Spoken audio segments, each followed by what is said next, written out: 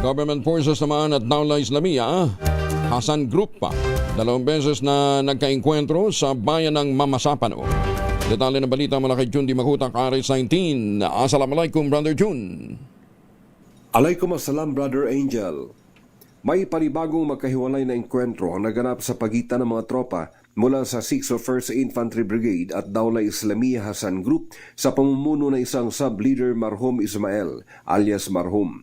Ito'y naganap sa 2 barangay sa bayan ng Mamasapano, Maguindanao del Sur sa mahigit sa 1 buwang surveillance and decisive military operations laban sa tinatayang nasa 15 to 20 existing members ng Dawla Islamia Hasan Group ay silang tinuturong responsable sa kamatayan ng 4 na sundalo ng 40IB na tinambangan noong panahon ng Ramadan sa Barangay Tuayan 1. Ang pananambang sa mga kapulisan sa Sharif Aguac na nag-iwan ng 5 pulisya ang nasawi at 3 ang sugatan at ang pagpaslanglin sa isang tribal leader sa Barangay Tuayan. Ayon kay 6ID spokesman and 6 CMO Battalion Commanding Officer Lieutenant Colonel Ronald Suscano, ang armado ay nagre-regroup habang tinutugis ang government forces.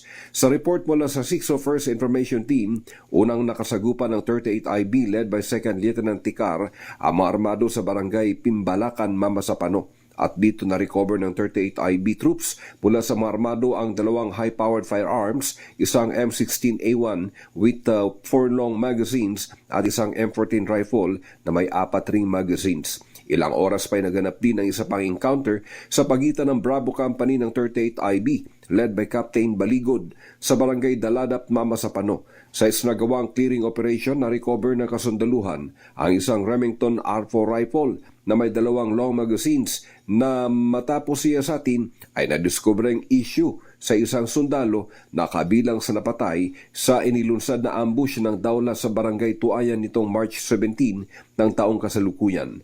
Ayon kay 601st Brigade Commander Brigadier General Edgar Catu, determinado ang kanilang hanay na tapusin ang mga banta ng terorismo sa Central Mindanao at mapanagot ang mga lawless elements sa batas. Binigyang diin naman ni 6ID and JTF Central Commander Major General Jose Vladimir Cagara ang kahalagahan ng patuloy na kooperasyon ng taong bayan ng MILF at ng pamahalaan sa kampanya kontra terorismo sa bahaging ito ng BARM region.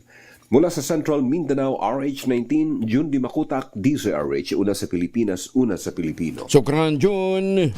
Magandang umaga, Pilipinas!